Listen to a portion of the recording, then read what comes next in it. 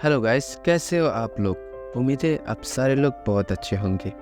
आज और एक नया मंगा एक्सप्लेन करने जा रहा हूँ और ये मंगा फैंटेसी और रोमांस से भरपूर है। उम्मीद है आप सबको ये मंगा बहुत अच्छा लगे। तो शुरू करते हैं बिना किसी देरी के। एपिसोड के शुरू में हमें एक प्लेन को उड़ती हुई दिखाई जाती है, जहाँ पर एक एम्प्लॉय कहती है, ladies and gentleman, welcome to our island. उसके बाद प्लेन के अंदर का सीन दिखाई जाती है, जहाँ पर एक लड़का दूसरी लड़का को कहती है, देख रही हो वो लड़की कितनी खूबसूरत है, क्या वो कोई सेलिब्रिटी है। और दूसरी लड़का कहता है, उसके पहनी जाने वाले कपड़े और जूते को देखो, मुझे लगता है वो कोई अमीर घर की बेटी होंगी। पहला वाला लड़का कहता है, देखो ना ये कितनी खूबसूरत है, लेकिन ये लड़की मुझे बार बार इग्नोर कर रहे हैं। मैं कितना इम्प्रेस कर रहा हूँ उस लड़की को मुझ पे नजर रखने की, लेकिन वो मुझ पर नजर ही नहीं रहा। उसके बाद हमें एक छोटी बच्चे को दिखाया जाती है, जो कि उस लड़की को कहने लगती है, जरा वहाँ पर देखो वो क्या है। और ये छोटा बच्चा असल में इस लड़की का माँ होती है। छोटा बच्चा कहता है, मोम बाहर देखो जरा। वो लड़की जब बाहर देखता है तो वो कहता है, हाँ हो सकता है कोई बंदा गॉड्स बनने के लिए इधर से जा रहा है। तभी छोटा बच्चा कहता है, मोम क्या पापा मुझे सच में पसंद करेंगे। उसका मोम कहता है, हाँ बेशक, तुम्हारे पापा तुमसे जरूर प्यार करेंगे। छोटा लड़की कहता है। फिर वो लड़की बहुत उदास हो जाती है। सीन शिफ्ट होता है, हमें एक बंदे को दिखाया जाती है और उसके ऊपर लगातार बिजलियाँ गिर रही होती है और वो जोर जोर से चिल्लाने लगती है और वो मन में कहता है, क्या मैं इस प्यार की ट्रिबुलेशन में मरने वाली हूँ। और वो चिल्लाते चिल्लाते डिसअपीयर हो जाती है। फिर सीन शिफ्ट होकर हमें या बिल्ला फैमिली का सीन दिखाया जाती है। के बाद हमें एक बंदे को दिखाया जाती है। वो बंदा किसी के साथ बात करते हुए कहता है, हालांकि मेरे पास कुछ भी नहीं है, फिर भी मैं ईमानदार व्यक्ति हूँ। कल बैंक के लोग आने से पहले मैं भाग जाऊंगी। और इतने बात करके वो फोन रख देती है और वो थोड़ा सा उदास भी हो जाती है।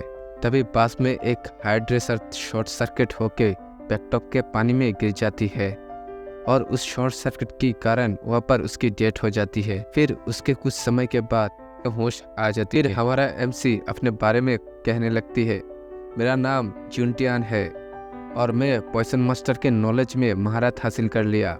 फिर जब मेरा गॉड्स बनने वाली हूँ तब मैं प्यार की ट्रेवलेशन में फंस गया था, वहीं पर अपना इमोर्टल सेल को रोक नहीं पाया, फिर मेरा मौत हो गया। आखिरकार 2000 साल बाद फिर मैं इस बॉडी को नया जन्म ले लिया और अब ये बॉडी मेरे कब्जे में है। और वो सोफा के ऊपर बैठकर यही सब कहने लगते हैं और फिर उसके घर के डोरबेल बजती है और हमें वो लड़की को दिखाया जाती है जिसको प्लेन के अंदर दिखाया गया। जियान कहता है, आखिरकार कौन हो तुम। वो लड़की कहता है, तुम्हारे साथ 4 साल पहले मेरा मुलाकात हुई थी, तुम्हें याद है। तुम और मैं एक ही साथ एक रात गुजारी थी और वहाँ पर मैं प्रेग्नेंट हो गया था और यह है तुम्हारा बच्चा जिसका नाम है नुआ। उसके बाद जॉन्टियन इस बॉडी का ओनर की मेमोरी को देखने लगता है। फिर उसे पता चल जाती है 4 साल पहले क्या हुआ था। 4 साल पहले इस बॉडी का ओनर और ये लड़की दोनों मिलकर बहुत ज़्यादा ड्रग पी लिया था। फिर इस लड़की को किसी ठरके ने किडनैप कर लिया। किडनैप करने के बाद भी वो लड़का इसको जान बचाए। फिर दोनों के बीच में एक शारीरिक संपर्क हो गया। इसी वजह से आज ये हालत है। सच में इस बॉडी का ओनर बहुत ज़्यादा कमीना था, वरना ऐसे हालत में कौन ये करता है। इसके बाद ये लड़की कहता है, असल में ऐसा कोई प्लान नहीं था जो मैं तुम्हारे साथ मीट करूं, लेकिन इस लड़की का खातिर, इस बच्चे के खातिर मैं तुम्हारे साथ मीट कर रही हूं। और क्योंकि तुम इसका बायोलॉजिकल पिता हो, इसलिए मैं चाहती हूँ तुम इसको देखभाल करो। ऐसे भी 4 साल पहले तुम और मेरे बीच में उतना कुछ खास नहीं हुआ, बस वही हो गया जिसके कारण ये लड़की हो गया। और ये मासूम बच्चा, इसमें दोष तुम्हारी और मेरी है। इस लड़की का तो कोई दोष नहीं था, इसलिए मैं ऐसा किया। और इसके बायोलॉजिकल पिता होने के नाते तुम इसका फर्ज निभाओ और ये लड़की को तुम संभालो। ऐसे भी मेरा सिचुएशन बहुत ख़राब है, मेरे ग्रैंडपा नहीं जानते, क्योंकि मेरा एक बेटी है। उसे पता होता तो मुझे कब का लात मार के घर से निकाल देता और मैं ये कभी नहीं चाहता कि मुझे घर से निकाल दे। अब तो उसका ऊपर मुझे फैमिली का फुल्ली दायभार दे दिया गया है। अब मुझे फुल्ली फैमिली देखभाल करनी पड़ती है।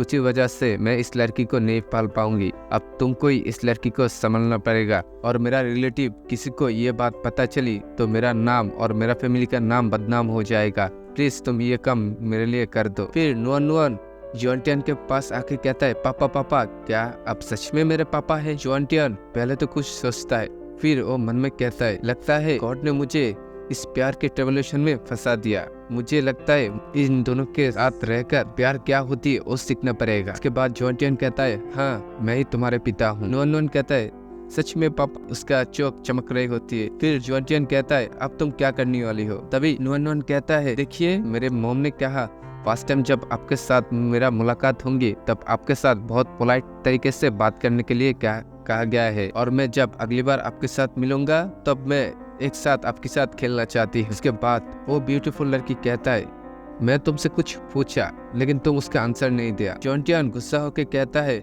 मैं तुम्हारे बात पे एग्री करता हूँ, हालांकि ये बच्चा तुम्हारी नहीं है, मेरी भी बच्चा है, इसलिए मेरा भी हक बनता है इस बच्चे के साथ कुछ कहना। यह बात सुनकर नुअन नुअन की मॉम पहले तो खामोश हो जाती है। फिर नुअन नुअन की मॉम जॉन्टियन को एक बुक देकर कहता है, ये लो, इसके अंदर नुअन नुअन की सारी हैबिट लिखी हुई है, जैसे कि बिजली से डरना और डार्कनेस से डरना और रात पे जब बारिश होंगे तब डरना, ये सब उसका हैबिट होता है।